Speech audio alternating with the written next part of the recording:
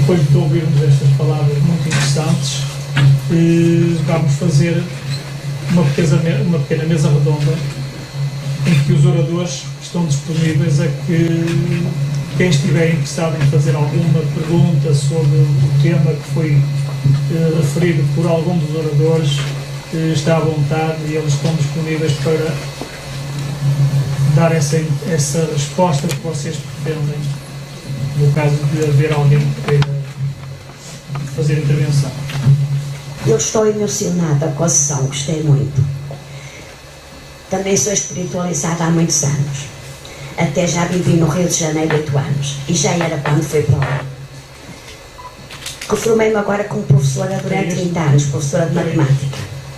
Estou muito preocupada no nosso país com o seguinte: o aborto, que já existe, e a eutanásia, que quase ia existir.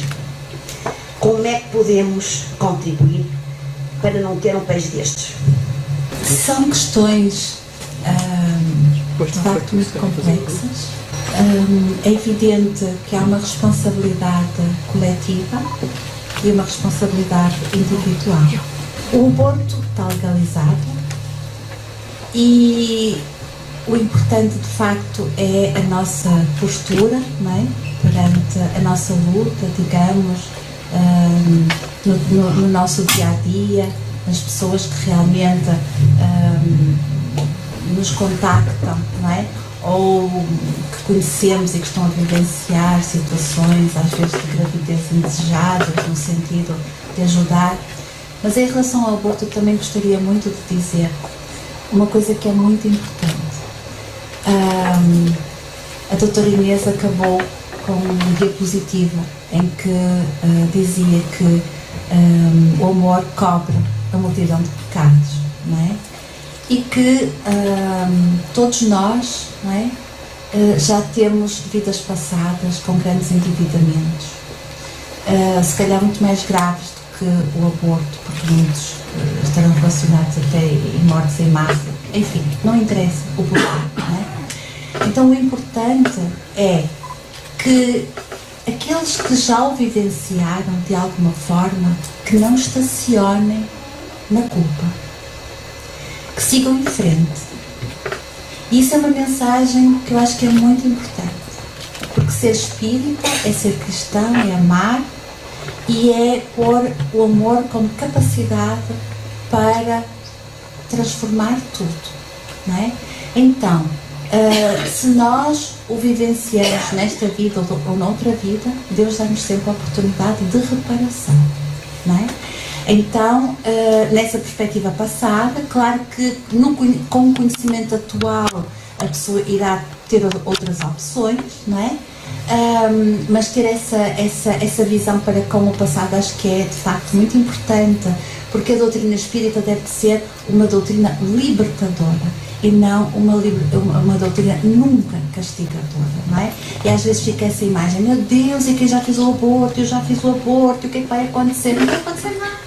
Vai acontecer que nós já tomamos consciência disso, então vamos trabalhar, vamos amar o próximo. Olha, vamos integrar a equipa do atendimento fraterno, não é? E vamos para a frente, porque se nós não cometemos esse erro, cometemos outro qualquer.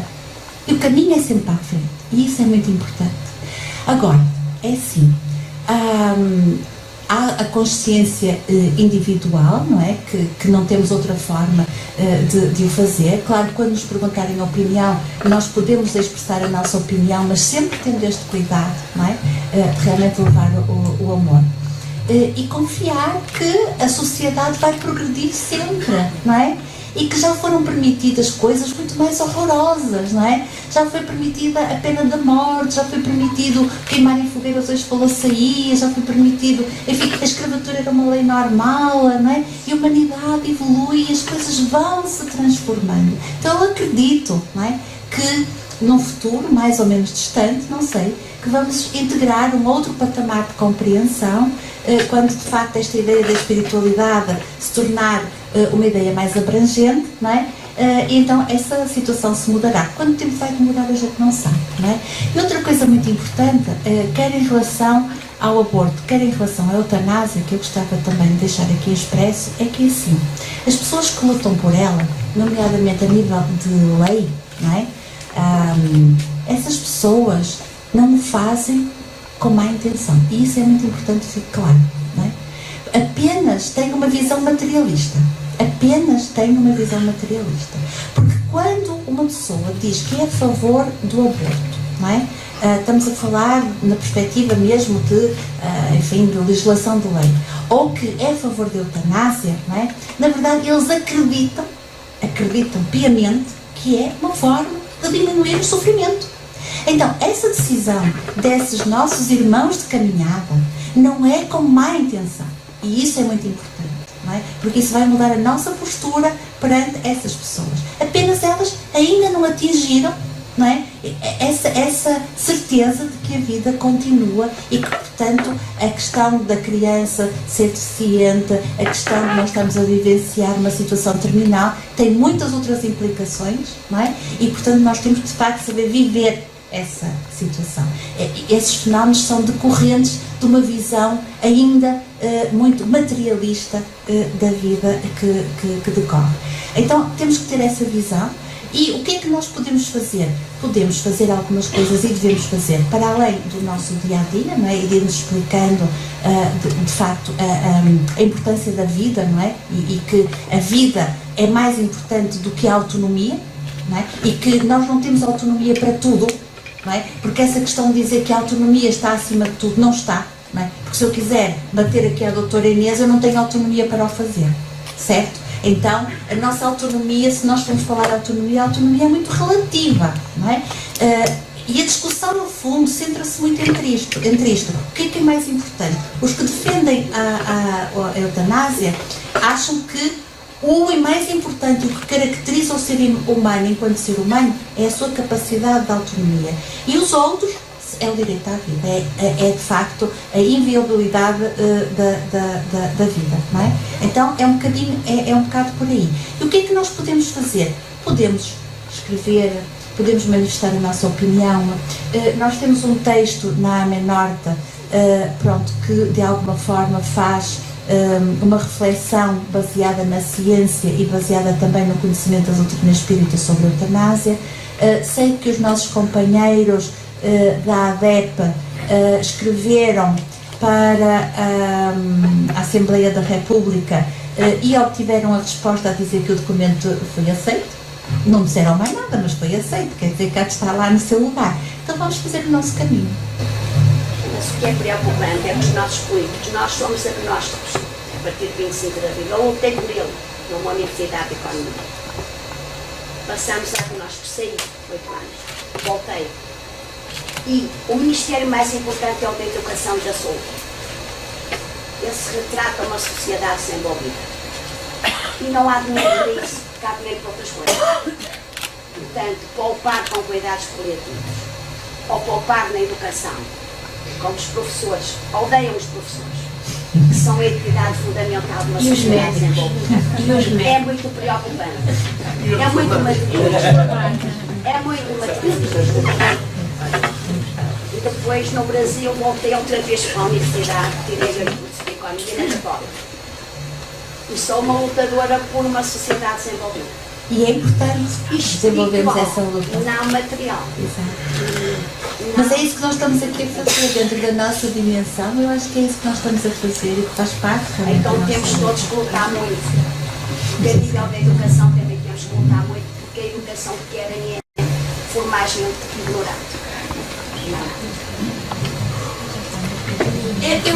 Eu acho que já estamos a progredir e a prova é que estamos aqui muitos hoje. E a prova é que em muitas palestras, e preocupemos-nos mais também connosco. Porque no fundo, se nós estivermos preocupados na tal mudança de atitudes, se nós mudarmos a nossa atitude, nós vamos ser um exemplo para quem nos rodeia. E se fizer as contas, a Sra. cruza-se com muitas pessoas, e se for professora, a sua responsabilidade ainda é maior, porque está a educar. E, portanto, pode ter essa possibilidade, porque ao transmitir os conhecimentos, pode transmitir valores a essas crianças não é? Que vão ser o futuro da amanhã. E o amanhã é já agora. Não é daqui a não sei quanto tempo, percebe? E, portanto, se nós tivermos essa responsabilidade de educar, não é? Eu acho que é fundamental, eu acho que o papel dos professores é fundamental, eu respeito imenso, não é? Só há bons médicos, bons profissionais, só houver bons professores. Ouça,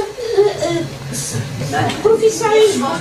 Uma sociedade sem Não vamos por aí. O Japão Não vamos entrar neste diálogo. Mas não é esta educação que existe cá.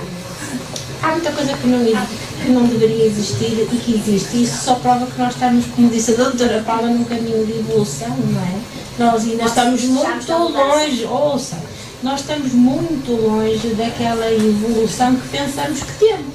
Já somos espíritos muito evoluídos. Eu até pus ali aquela questão do livro dos espíritos. Se nós pensarmos na ordenação dos espíritos, nós estamos mesmo ainda cá embaixo, não tínhamos ilusões nenhumas, não é? Basta ver o telejornal. Claro. Mas pronto, para mudar um bocadinho, acho que o nosso exemplo é fundamental e assim aos poucos e poucos é que as sociedades evoluem, não é? E dar amor aos outros. Acho que foi muito falado aqui por todos nós. Cada um de nós tem de pensar diferente. Já estamos de alguma forma a contribuir, porque nada melhor que o nosso exemplo, não é? Para uma sociedade melhor, para um mundo melhor, porque é um a um, grão a grão, passo a passo, que nós vamos lá chegar. Porque nós pensando assim, se contaminamos no bom sentido os nossos colegas de trabalho, os nossos filhos, os nossos amigos e até os nossos inimigos, que hoje parece que não nos ouvem, mas amanhã estão a fazer e a seguir os nossos passos. Com amor.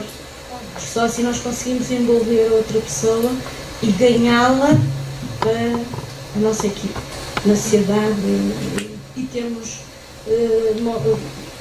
montes de locais que podemos fazer, no trabalho, os colegas, as pessoas que não é? Na família, primeiramente na família.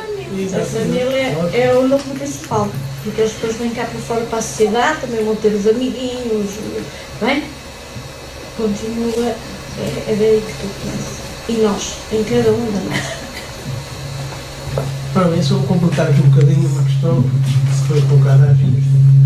Eu queria dizer o seguinte: a relação de poder, a relação de justiça, a relação de intelectualidade não se pode sobrepor, nem nunca se sobreporá à parte moral. A parte moral está acima de tudo. Ora, se nós olharmos todos estes irmãos que estão aqui presentes neste momento, nenhum tem a mesma escolaridade, nenhum tem a mesma vivência e relação de vida igual para igual. Porquê? Porque todos somos seres diferentes. Todos temos personalidades diferentes. E perante cada problema que nos aparece na vida, traz sempre um ensinamento atrás de nós. Ora, se nós queremos vivenciar uma vida melhor, tornar as coisas mais fáceis, tentar perceber, porque reparem, eu já fui uma pessoa cética do Espiritismo. Estou aqui e estou a dizer ali em vossa frente, fui cético do Espiritismo, digo isto em várias palestras, aqui gente que me ouve várias vezes, e no entanto eu estou no Espiritismo, com toda a entrega e com tudo que posso para poder esclarecer e divulgar da relação da vida e da relação do amor, porque o amor é que nos salva. Ora, se nós queremos entender a sociedade, temos que fazer a nossa parte. E se cada um fizer a sua parte, nós vamos conseguir complementar e complementar tudo aquilo que faz falta nela. Digamos, por exemplo, a nível da globalização, para se alterar uma situação de ressonância que existe na capacidade do poder, nós temos que passar a ser mais simples e mais pacíficos e procurar entender com tolerância, com amor, o resgate que todos temos que ter, que todos o temos, não há ninguém que não o tenha. Então estamos todos aqui para resgatar. E então, nesse sentido, é importante que possamos entender que a justiça é igual para todos. A de lá de cima é igual para todos. Então há de chegar um momento que vai permitir que nós possamos ir ao encontro das nossas respostas. E cada um não tem as mesmas respostas. Porquê? Porque temos o livre-arbítrio. O livre-arbítrio é que permite que nós possamos reconhecer e ter a visão daquilo que nós pensamos da nossa vida. E o que é que queremos para a nossa vida. O que é que queremos para a nossa família, para os nossos amigos. Eu nas minhas palestras costumo terminar assim: façam muitos amigos. E porquê? Porque a importância da vida está aí. Quanto mais nós formos amigos uns dos outros, quanto mais nós formos solidários e fraternos, teremos um mundo melhor e podemos conseguir divulgar cada vez mais a palavra que é importante da relação da vida pelo amor que todos nós já falamos aqui hoje, que é amar Deus acima de todas as coisas e ao próximo. E cá está o nosso próximo, que nós temos que saber vencer a nossa fraqueza em relação a eles, aprender a amá-los também. É isto que eu quero dizer só, está bem? Ora, boa tarde a todos. O meu nome é Filipe Esteves e, portanto, nós vimos, o meu contacto direto foi com o Sr. Vítor. Nós vimos da margem sul do Tejo, portanto, vimos um bocadinho longe e viemos aqui porque um tema nos fascinou um bocadinho e a mim pessoalmente, nós já andamos nestas leads há algum tempo e somos estudiosos destas matérias já há vários anos e frequentamos com bastante assiduidade as jornadas de medicina e espiritualidade que todos os anos se realizam em Lisboa e nunca lá ouvimos falar em assistência hospitalar espírita em Portugal. Portanto, no Brasil é normal, digamos assim, é aceito. Exatamente. Aqui, quando eu vi, portanto, recebi através do e-mail da ADEP, salvo erro, com a divulgação, espera aí, eu nem sabia que isto se fazia em Portugal. E, portanto, viemos especialmente, porque os outros temas obviamente não nos são novidade nenhuma. O que eu gostaria neste momento de questionar, e ainda estou agora mais curiosa a ouvir o Sr. Vítor dizer que era um cético de espiritismo, como é que um cético que envereda pela via de espiritismo consegue lidar com o ceticismo do meio hospitalar? Portanto, como é que conseguiram, de alguma maneira, introduzir a assistência espírita no meio hospitalar português? E nós sabemos que os portugueses têm muito medo das palavras. Exatamente. Portanto, eu ainda há pouco falava com a doutora Paula e é verdade, o nome espírito assusta muito as pessoas. Quando se fala em espírito, um espírito, oh amigo, você é um espírito, não é? Só que neste momento movimenta-se com o corpo físico, que é a única maneira de o fazer. Portanto, as pessoas dizem, eu tenho um espírito encostado. Está bem, e então, você também é um espírito, não se assuste com nada, é normal. Mas, portanto, as pessoas ainda, na generalidade, lidam tão mal com esta realidade. A minha questão concreta é, como é que conseguiram que a direção, no caso, penso eu que foi a via que seguiram, como é que conseguiram essa abertura para que a assistência espírita também conseguisse chegar junto das pessoas? E, portanto, acho que era um caminho importante e que em Portugal faria muita falta que isto se conseguisse difundir em outros meios, em outros locais ligados à saúde, mas não só na saúde, em outros âmbitos, nós sabemos, mas para isso já falámos em termos gerais, temos que fazer o nosso percurso e com a nossa vivência vamos espalhando essa luz e essa vontade dos outros de nos acompanharem, porque sempre que nós estamos bem, desperta nos outros a vontade de perceber porque é que tu estás sempre bem, porque é que a vida às vezes corre mal e tu ainda assim consegues agradecer pelos obstáculos que aparecem na tua vida. Porque eu acredito muita coisa, isto aqui é muito passageiro, não é? E estas sementinhas vão ficando com as outras pessoas. E, portanto, é assim que o progresso, embora que lentamente, se vai fazendo. Mas neste âmbito acho que era muito importante que esta assistência se estendesse rapidamente. Portanto, queríamos saber, em termos concretos, como é que conseguiram que a coisa se efetivasse. Pode ser que se consiga espalhar isto noutros locais. Seria muito benéfico. Muito obrigada a todos. Há uma lei, que é o Decreto-Lei 253, de 23 de dezembro, que está neste panfletozinho que vos dei, que toda a gente o tem, que autoriza que um grupo que esteja federado, atenção, federado, e legalizado a nível, por exemplo, de finanças, com tudo direitos, com tudo direitinho, possa fazer parte da parte do SAER ou da parte da assistência religiosa aos hospitais. Qualquer grupo tem direito a isso, desde que esteja dentro dos parâmetros da lei, não é? Há a lei que oferece o espaço, então, na altura que isto aconteceu, ainda existiam os governos civis, como sabem.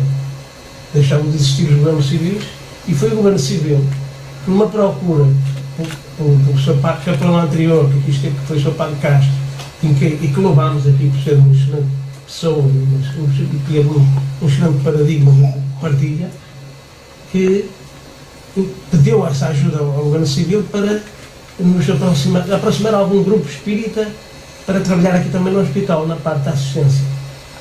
Então foi pedir ao governo civil a opinião de alguns grupos que fosse federado, com tudo direitinho, com bem instituído, e que pudesse participar aqui também no hospital. E foi assim que nós fomos convidados, pelo trabalho que executamos aqui no nosso centro, pela dignidade e trabalho de honra que ele apresenta, pelo respeito que também fazemos pelas pessoas que lá vão, não é? E, portanto, foi assim que nós entramos há 6 anos. Claro que nós sabemos que isto não são flores, como nós sabemos, cada cabeça a sua sentença, por vezes, não é? Mas, aos pouquinhos, o nosso exemplo, com a nossa entrega, com a nossa vontade, nós vamos ganhando espaço. Por isso mesmo, não é a primeira casa que se criou aqui a primeira jornada o ano passado, e não é a primeira casa que este ano, felizmente, estamos aqui com doutoras do lado norte, que vieram cá ajudar também nesta divulgação, e é esta divulgação que nós temos que fazer, de partilha, para que as pessoas possam entender o processo de nos aproximarmos. Eu já disse isto aqui no princípio, que grupos aqui de Viana do Castelo, por exemplo, ou de outro local qualquer que queiram um apoio, nós temos todos os documentos que são necessários, enviamos os documentos para estudo vosso. Posso enviar para vocês também, não há problema nenhum, porque é necessário um determinado número de documentos para fazer o pedido de entrada, e todos têm acesso a isso, porque agora existe liberdade religiosa, como entendo. Então essa liberdade religiosa dá-nos direito, por esta lei, a ter acesso aos hospitais. Claro que não foi tudo fácil, como você disse, pode pensar. Começámos devagarinho, mas a nossa entrega e o nosso empreendimento e a nossa vontade foi fazendo crescer a sementinha. Então ela vai crescendo aos pouquinhos, não é? Ainda não está tudo como desejaríamos que estivesse, mas já demos um passo grande, que é estar cá dentro e poder ajudar o próximo, que é o mais importante. Então, depois, se quiserem, eu posso, deixam-me um mail, eu envio os documentos que são necessários, está bem? O processo todo, no fundo, o processo todo para fazer isso. E todos os grupos têm acesso os grupos que estão aqui, todos têm capacidade para estar no hospital. Agora, claro, é preciso ter uma coisa que é importante, é estar inerente à relação que tem que ter de ética e de respeito com a parte médica, com a parte de enfermagem, com a parte de serviço que está ligada ao hospital. Nós temos que respeitar determinadas normas. Portanto, nós não andamos aqui ad hoc, tem que ser feito com respeito de normas também. Há os deveres do doente, há os nossos deveres também como assistentes, percebe? E que é preciso nós respeitá-los, pelo menos das normas do hospital.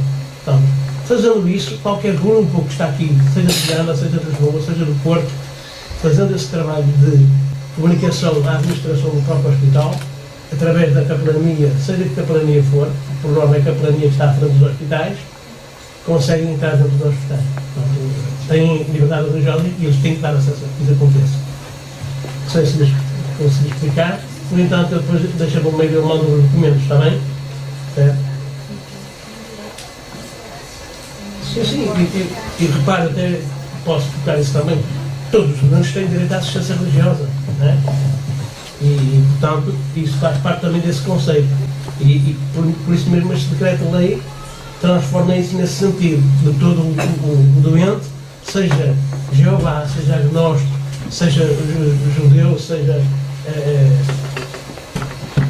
protestante, ou o que for, tem acesso à sua escolha, à sua opção, por um livre-arbítrio que ele tem. Boa tarde. Eu, antes de mais, quero vos agradecer a toda esta equipa maravilhosa, esta equipa tão cheia de luz e tão cheia de amor, ao fim e ao cabo. É a segunda vez que eu estou aqui a fazer parte destas jornadas. Quero-vos dizer que esta jornada como que nem uma luva, porque eu sou portadora de fibromialgia desde a minha infância, que me lembro, desde os meus 8, 9 anos até hoje. Sou espírita também desde os 4, 5 anos, portanto já assistia na casa dos meus pais a reuniões em África, país onde eu nasci. Trabalho numa casa espírita, sou enfermeira e realmente a minha questão, ou mais até saber a vossa opinião, sobre o seguinte. Portanto, eu estou a ser seguida da parte da medicina convencional e também da outra medicina holística. Neste momento iniciei a acupuntura. E a minha questão, ou gostaria de saber a vossa opinião sobre o seguinte: eu trabalho numa casa espírita e também sei que, tendo uma mediunidade de incorporação não profunda, também estamos sujeitos às entidades obsessoras. E eu gostaria de saber realmente a vossa opinião sobre isso. Portanto, eu posso realmente, apesar de me dedicar desde muito cedo aos outros, porque sempre me dediquei aos outros, mais aos outros que a mim mesma, eu sempre me rodei, passou muito bem. Portanto, isto pode ter a ver realmente, como as doutoras falaram muito bem, nós estamos também a contribuir para um processo de cura. Mas isto pode ir até o fim da minha vida, não é? Porque como médium de incorporação, portanto, estou sujeita ao que vem. E entretanto, traio precisamente, se calhar, as entidades em sofrimento, e isto será, se calhar, até o final da minha vida. E apesar de lutar muito, de me esforçar, de tentar ser positiva, mas há dias que é difícil ser positiva. Principalmente quando temos na nossa própria área da saúde, e eu falo pelo meu setor de enfermagem, colegas que não compreendem o que é fibromialgia, nem sentem vontade de saber um pouco desta doença. Portanto, é a doença considerada do 5º andar ainda. E então, eu gostaria que me dissessem alguma coisa sobre isso, em relação, portanto, a essa parte da mediunidade, como fazer, portanto, pessoas mais experientes, ou que me digam realmente que posso ser também uma missão e ter que ir com ela até o fim da minha vida, até fazer o meu despaço. Portanto, eu gostava, obrigada por este bocadinho tão bom. E só me resta desejar que todo o universo de luz vos cubra e que vos dê sempre muito ânimo. Parabéns à equipa que faz isso no hospital. E que realmente que seja um exemplo para todos os hospitais, porque estamos a precisar muito de espiritualidade. Obrigada. Eu quero até agradecer a sua pergunta, porque realmente há muitas perspectivas da fibromialgia. E a sua pergunta pode ser subdividida em várias partes. Uma delas é o desconhecimento, que eu lamento profundamente que profissionais de saúde ainda hoje desconheçam uma doença que cada vez mais é reconhecida. Eu posso até dizer que existem estudos, e estamos a falar em centros científicos de grande gabarito, que grande parte do estudo está dedicado a este tipo de síndromes dolorosos. Posso lhe falar, por exemplo, em instituições até europeias que reconhecem a dor crónica não como um sintoma, mas já como uma doença, não é? Que é o síndrome da dor crónica. E dentro desse síndrome da dor crónica, que tem uma definição difícil, porque o que está por trás são alterações do processamento da dor, sobretudo ao nível do sistema nervoso central, e não é só a fibromialgia. É, por exemplo, outros que já muita gente ouviu falar das algoneurodistrofias ou síndromes dolorosos regionais complexos, a dor fantasma do amputado. Como é que é possível um indivíduo ter dor num membro que não está lá? Mas toda a gente sabe que um amputado há 30 ou 40 anos, que até foi na guerra, que perdeu a perna e hoje em dia ainda se queixa de dor fantasma. E nós vamos duvidar de toda essa gente? Vamos duvidar de como é que essa dor tem repercussão no dia a dia, na qualidade de vida das pessoas? Porque não é só a fibromialgia. Eu hoje vim falar de fibromialgia, assim como podia ter vindo falar de síndromes de dor crónica, não é? Pronto, isso é um aspecto. Portanto, é a falta de conhecimento. Isso eu acho que devia mandar as suas colegas, dava-lhe assim, como quem não quer a coisa, à hora do café, deixava lá uma revistinha para elas lerem. Porque até há umas que são menos científicas e, portanto, são menos difíceis de entender. Isso é a primeira parte. Portanto, o desconhecimento, quando há entidades ligadas à Organização Mundial de Saúde que acreditam e que assumem que existe efetivamente um síndrome da dor crónica. Inclusivamente há tabelas de incapacidade para atribuir um grau de incapacidade às pessoas que apresentam este conjunto de sintomas, digamos assim. Isto é a primeira parte. Que eu acho que não é a mais importante. Eu acho que, pelo facto de me falar, como sabe, porque a senhora é espírita, há doenças que são provas e expiações, não é? E efetivamente existem. E isso faz-me lembrar, há um relato até da fibromialgia de um Papa que teve que tomar umas decisões na altura daquela de São Bartolomeu, ajuda-me, e que, não é, em que os cristãos resolveram acabar com os protestantes, pura e simplesmente, e foi o Papa que decidiu isso. Quer dizer, como é que este indivíduo, quando passou para a vida espiritual, vai conviver na vida espiritual com esta decisão? Certo? Pronto. Portanto, também há, e depois ele reencarna e, obviamente, que pede e que, como sabe, antes de voltar a encarnar, há, portanto, todo, digamos que uma combinação, entre aspas, para não querer ser assim, é um acordo, há quase que,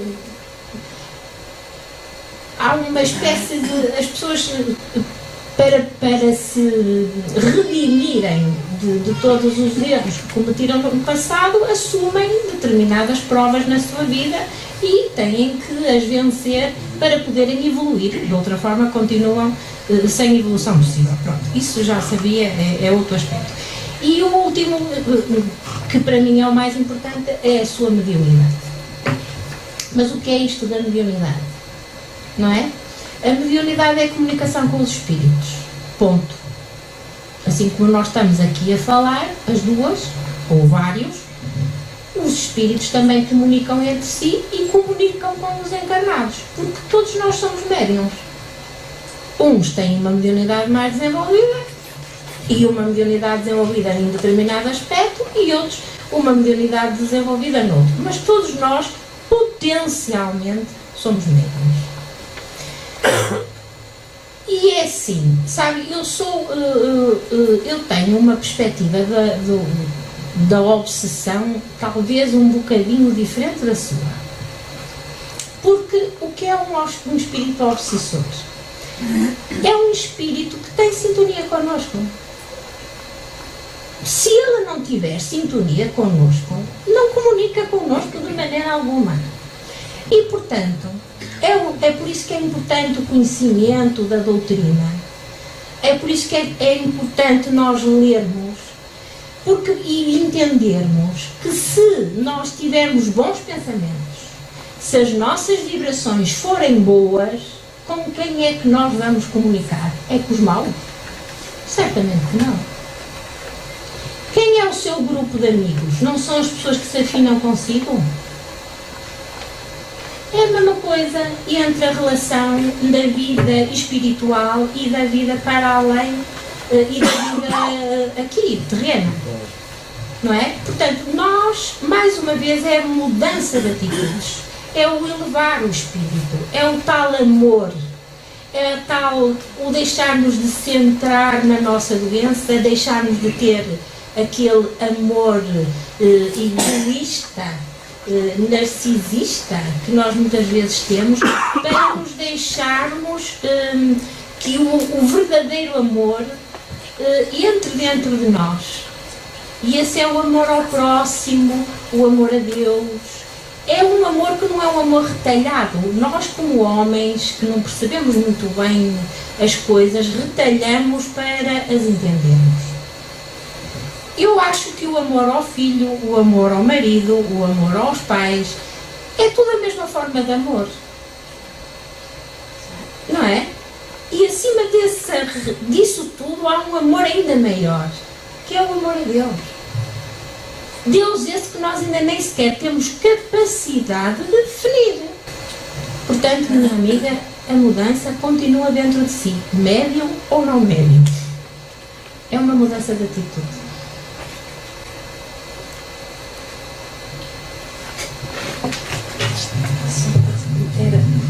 Eu peço desculpa, vou voltar um bocadinho atrás e depois voltar aqui. Não, se calhar dava só continuidade ao que a doutora Inês disse, e muito bem, claro. Estamos todos de acordo, 100%. Só lembrar mais uma coisinha para acrescentar, que estava aqui a pensar. E nessa perspectiva do amor que falavas, não é? Que é assim, na verdade, é uma questão de sintonia, sim, não é? Mas quando nós também sentimos mais a influência, e porque, enfim, nós até gostávamos de ter sempre uma sintonia muito lá em cima, mas não somos capazes, e então abrimos assim algumas, às vezes abrimos uns postigos, às vezes assim uns portões, daqueles muito largos, depende dos dias e das horas, não é? Mas a verdade é que quando nós, de facto, e escusamos de ter ilusões, porque todos nós temos realmente ligações, digamos, do passado, e quando há ali uma situação muito particular, mesmo assim, a questão parte de nós no sentido de perdoarmos e pedirmos perdão. Porque muitas vezes nós centramos, e os espíritos acho que às vezes caem muito nessa questão de achar que a desobsessão que é a resolução de muitos problemas, não é? Eu acho que a desobsessão, um bocadinho de acordo com o que a doutora Inês estava a dizer, é uma ajuda para o espírito que vem ser doutrinado, que vem ser esclarecido, não é? Porque para aquela pessoa que estava sintonizada com ele, não é? Se ela não modificar, vai aquele e vem outro. Igual. Por afinidade. Não é? Então, para aquele espírito, de facto, pode mudar tudo, não é? E para nós também, mas para nós muda se, de facto, nós passarmos a ver essa pessoa como uma pessoa, espírito, pessoa, não é? Esse espírito como realmente alguém que muito provavelmente nós temos que pedir perdão, não é? Não sabemos porquê, não interessa, mas pedimos perdão, não é? E acho que é um bocadinho isso. Agora, concretamente, sem saber que tipo de mediunidade é assim, mas é assim, primeiro, muitas vezes é preciso também ver que há mediunidade só de prova e há mediunidade de expiação, e nem todas as mediunidades são mediunidades, digamos, de sentar a uma mesa mediúnica, não é? Pronto. Sendo, vamos partir do princípio que é uma mediunidade, digamos, dessas, não é? Primeiro, implica realmente fazer um estudo de mediunidade, não é? Que se calhar já fez, pronto. E depois, assim, se de facto a pessoa tem essa mediunidade, se a equipa onde trabalha acha que tem uma mediunidade com capacidade para estar numa reunião mediúnica, não é por ter fibromialgia que isso por si só é um impedimento, não é? Ou seja, sim, a pessoa pode ter determinado tipo de sensações pela aproximação dos espíritos e tudo, mas sendo um trabalho bem assistido, pois tudo isso é normalizado, não é? Ou seja, não é um impedimento, não é? Não é impedimento. Agora, só voltando um bocadinho àquela questão dos hospitais, eu só gostava de dizer o seguinte, é que, e isto no sentido da realidade e no sentido, mais uma vez, de alguma forma reconhecer a diferença pela positiva do Hospital de Viana e desta equipa que está a colaborar com o Hospital de Viana. Porquê? porque a lei, não é? A lei, enfim, se calhar está aqui alguém da área de direito, a lei pode ser interpretada de muitas maneiras. Então eu vou-vos dizer, por exemplo, eu só estou a dizer isto não para desmotivar de todo, mas para nós também percebermos que não é só porque tem a lei e porque se fez num hospital que nós podemos ir e bater o pé e dizer mas a lei diz e tal e não sei quantos, não é? Porque a lei tem ali algumas nuances, não é? E por exemplo, no hospital onde eu trabalho, em que um grupo espírita pediu também, com tudo direitinho, um grupo que pediu, tem tudo e tal, e a resposta da administração do hospital, não é? o padre estava muito bem, mas a administração do hospital disse que esse atendimento especial, esse atendimento na lei estava preconizado para diferentes religiões e que o espiritismo não estava registado em Portugal como uma religião. E, portanto, impediu assim o acesso. Isto para dizer que, pronto, não é? Que é para nós também percebermos que temos que ir com muita subtileza, não é? E porque depois as leis têm nuances, porque, é assim, uma pessoa se acha que aquilo é assim, pronto, é assim e todos temos direito igual, ponto, não é?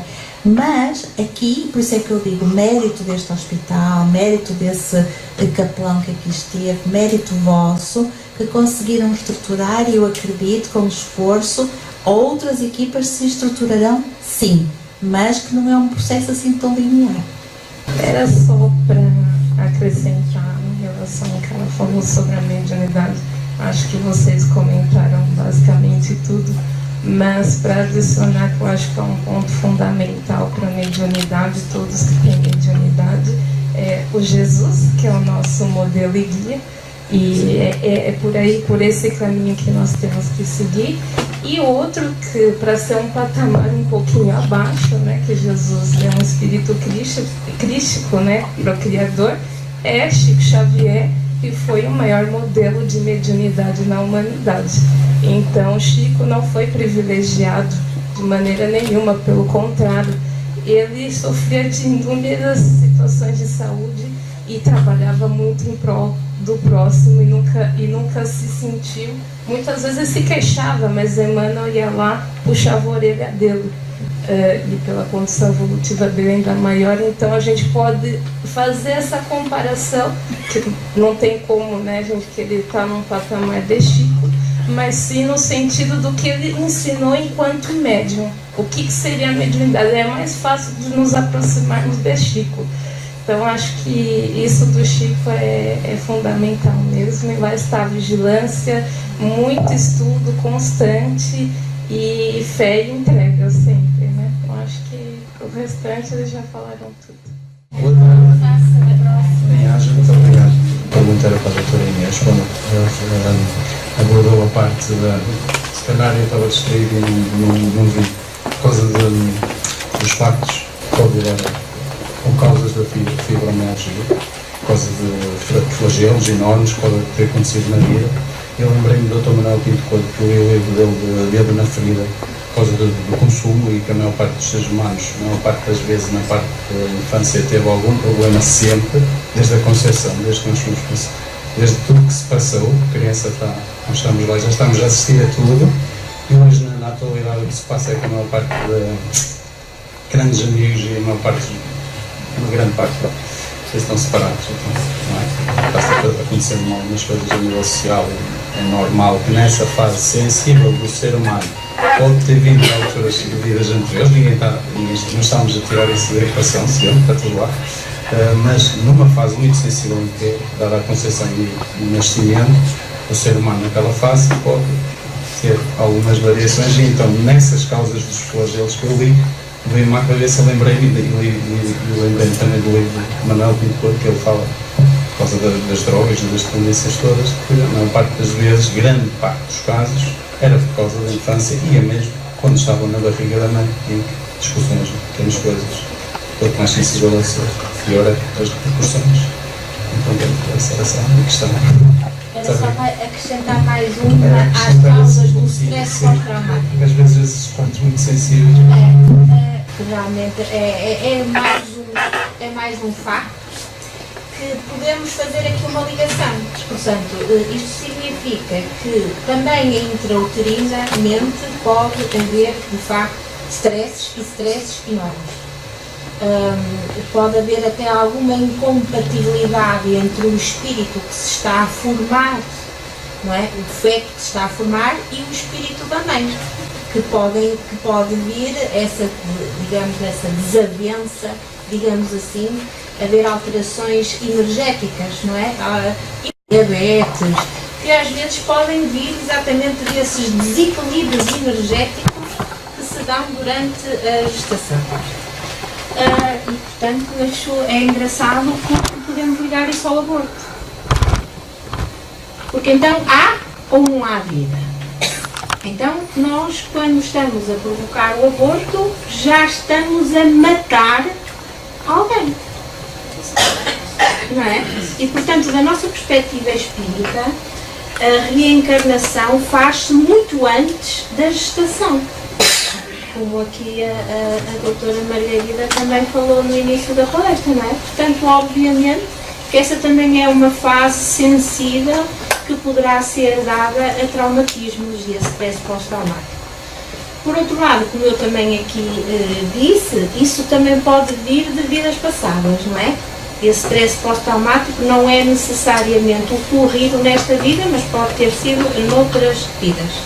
E só para terminar, achei, não sei se estava atento nessa altura ou se eu falei nisso, mas eu li vários artigos e alguns de comunidades científicas de que ninguém duvida, da Clínica Maio, em que estava lá escrito, ipsis verbis, que o stress pós-traumático é um fator desencadeante da fibromialgia. Eu podia lhe falar um bocadinho até da minha experiência pessoal e dizer-lhe que mais de 50% dos casos há um fator desencadeante traumático. Eu tive essa experiência há meia dúzia de dias de uma doente com fibromialgia que eu fui-lhe perguntando devagarinho se ela tinha tido alguma coisa durante a infância e a gravidez que tivesse perturbado, não é? Porque nós temos que ir devagar, não podemos estar assim. E ela acabou por ficar, por parar, olhou para mim e disse-me: como é que sabe? E eu encolhi os ombros e disse: não sei, mas houve. E ela disse: houve. Aos 15 anos, o meu primeiro namorado faleceu num acidente de moto. E até hoje, ela teria 42, 43, eu ainda penso nele e como seria a minha vida se nos tivéssemos casado. E era uma mulher casada, com filhos, 3, 4 filhos, já não sei muito bem. Pronto, mas de facto, estava ali. Eu senti-me encorajada na intervenção por variedíssimos motivos. É a segunda jornada em que estou e muito grata, desde lá até aqui e muito mais. Pela intervenção que fez o meu amigo acerca do que falou do stress intrauterino, eu lembrei-me de alguém que aprendi e li, de Bertil Hellinger, e da sensação de pertença. Isto é, pelos vistos, corrijam-me, porque tem a ver com até pelo menos 7 a 8 gerações anteriores, quando na família, porque nós não nascemos nesta família por acaso, claro, nós fizemos os nossos respectivos contratos, os nossos compromissos e nascemos para aquelas famílias precisamente com a ideia de crescimento, não é? Se conseguimos ou não, cabe a cada um de nós. Mas então a ideia seria esta: se houve durante essas gerações um elemento na família que foi como que abandonado, posto de parte por uma situação, por exemplo, de droga, nas gerações futuras vai haver um elemento que vai cumprir o papel daquele que não foi aceito e vai apresentar-se de novo para que naquele percurso de linhagem familiar venha a ser aceito. Se for aceito, muito bem; se não for aceito, vai para a frente. Acho isso realmente acho interessante, pronto, acho interessante e não só, isto é feito abordado a nível das constelações familiares, que eu acho que tem toda a razão de ser. Porque a doutora acabou de falar, a doutora Paula, não me engano. Inês. Doutora Inês, desculpe. Acerca da fibromialgia e do relacionamento com os antecedentes de stress pós-traumático, fala o Dr. Manuel Pinto Coelho e toda a linhagem da ortomolecular, que mesmo no aparecimento das situações neoplásicas, se for olhar para trás, há 2 anos antes, houve ali um marcador, há 2 anos antes de diagnóstico clínico, houve ali um marcador traumático na situação. Haverá ou não, mas o que é certo é que, a partir do momento que eu tive essa chamada de atenção, que sou médica de família, não só nos que me estão diretamente ligados, como com quem vou falando e vou sabendo dos casos, de facto bate.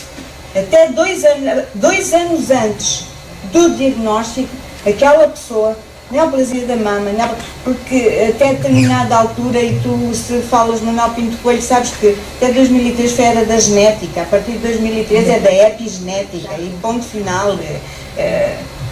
É muito curioso porque a gente vai aos ciclos dos neoplásicos, provavelmente alguns de nós aqui estaremos em condições dessas, ou tivemos, ou temos alguém próximo, se for a tentar perceber, provavelmente há 2 anos antes houve um evento qualquer marcante, que despolutou um gene que até poderia nem ser manifestado.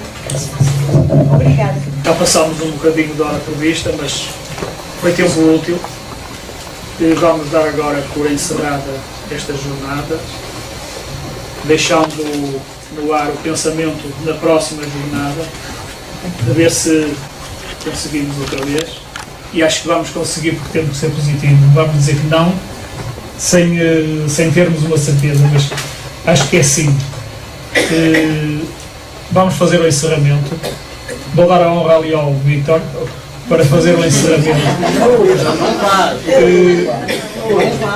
Uma vez que é um dos mentores, além do resto da equipa, mas é um dos mentores da realização deste evento.